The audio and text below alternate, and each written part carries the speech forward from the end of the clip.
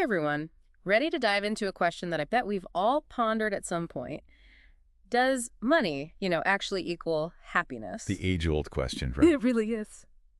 But we're not settling for a simple yes or no in this deep dive. Definitely not. We're going deeper. We've got some really interesting research to dig into, all about the psychology of money, and a podcast episode that really got us A thinking. juicy one. For sure. Yep.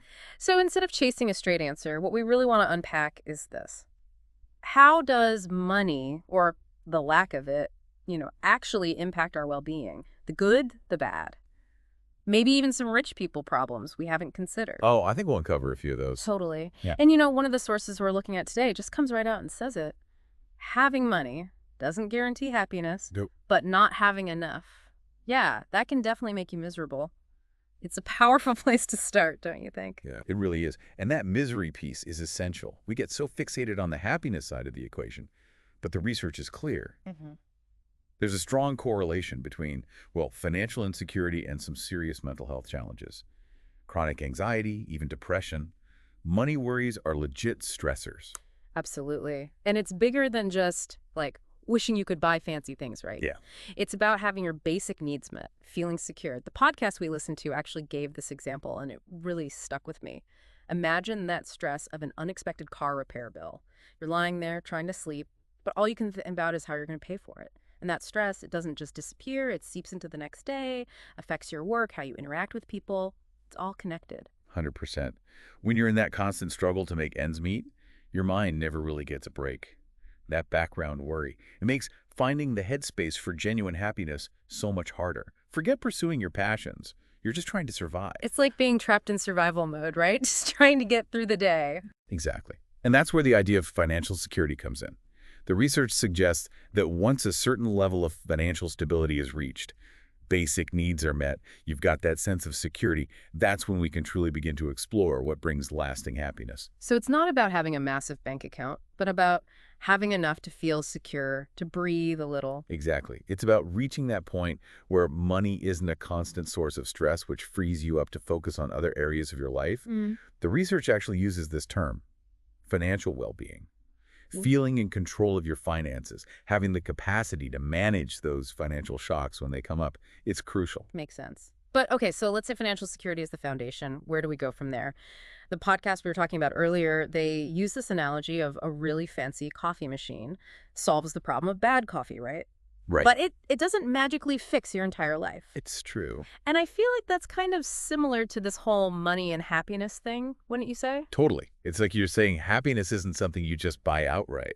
Right. It's not a one-time purchase. It's a process, right? Right. And actually, the research talks about this thing called the hedonic treadmill. Okay, yeah, the hedonic treadmill. I've heard that term thrown around, but to be honest, I'm not entirely sure I get it. Okay, so basically it means that as humans, we adapt to Yeah. everything, our wealth included. Oh, interesting. Okay. So say you get a raise. Hmm. Awesome, right?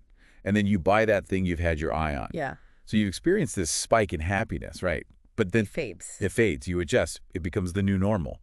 And suddenly you're looking at the next thing, thinking, oh, that's what will make me truly happy. It's like we're on this treadmill, always running toward happiness, but Mhm. never quite reaching it. Yes, that's a great way to put it. Yeah. And it's not just about material stuff either. This applies to achievements, relationships, anything where we're chasing that more. Oh, totally. Think about, even something as simple as getting a new phone. Oh, yes. The perfect example. You're so excited for, a week, maybe, and then Yeah. it's just your phone. Exactly. That new phone feeling, it disappears so fast. And then what? You're already thinking about the next upgrade. It's never ending. Right. So it's really crucial to be aware of this pattern, this hedonic treadmill, especially when we're talking about money and happiness, right? Because, yeah, having more can open doors, give you more options, more experiences. For sure. But it doesn't erase that very human part of us that always wants more. So it's like, even if you reach a certain level of financial security, those rich people problems, the ones we were joking about earlier, Right. those still exist. They're just different problems at that point. 100%. And, the research really highlights how much social comparison plays a role here. Oh, yeah, definitely. Even when people are doing well financially, they might still feel inadequate or envious when they're comparing themselves to others. Yeah. Especially, let's be honest, in these age of social media. Oh my gosh, it's like keeping up with the Joneses on steroids. You're constantly bombarded with these picture-perfect lives, the vacations, the stuff, the, like, filtered happiness. It's so easy to get caught up in feeling like you're not measuring up. And that comparison can really eat away at your happiness. Yeah. Doesn't matter how much money you have. One article actually mentioned a study. They found a direct link between using social media and feeling more envious, more dissatisfied, especially when people compare themselves to people they see as wealthier. It makes total sense. The podcast we listen to, they actually touch on something similar. Oh, really? They talk about the celebrity who, on the surface, has it all, the fame, the money, everything. But behind the scenes, they were dealing with something so relatable, so human. Wow. That's a perfect example, though, because it just shows that money might change the type of problems you have, Right. but it doesn't make you immune to them. Life throws curveballs no matter what. So where does that leave us? If more money doesn't equal more happiness, why even bother striving for financial security in the first place? That's the million-dollar question, right? It really is. But both the research and that podcast we mentioned, they both kind of landed on this really important distinction. Yeah. It's not that money, inherently brings happiness. Right. It's more that it can buy you a certain kind of freedom, Yeah.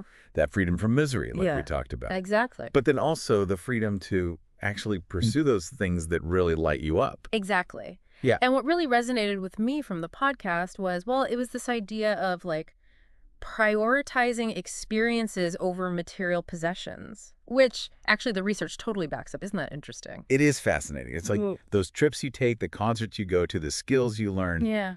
those seem to stick with us so much longer than, say, a new phone or a new outfit. Oh, 100%. And honestly, they make way better stories, too. I'd so much rather hear about, your crazy travel adventure than your latest shopping spree. Absolutely. And it's not even just about the experience itself. It's those memories you create, Yeah. the connections you make along the way, how those experiences actually shape your perspective.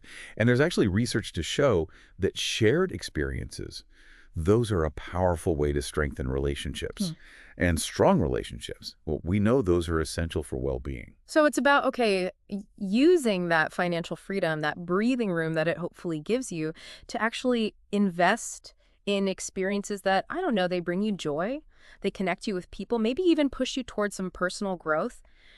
And it all comes back to that idea of breaking free from survival mode, right? Yes. Finally having the space to actually live.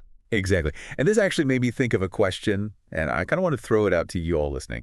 Imagine this. You suddenly have all the financial freedom you could ever want. Yeah. What experience is at the tippy top of your list? What adventure are you going on? What connection are you fostering? What moment of pure joy are you going after? It's a good one to think about.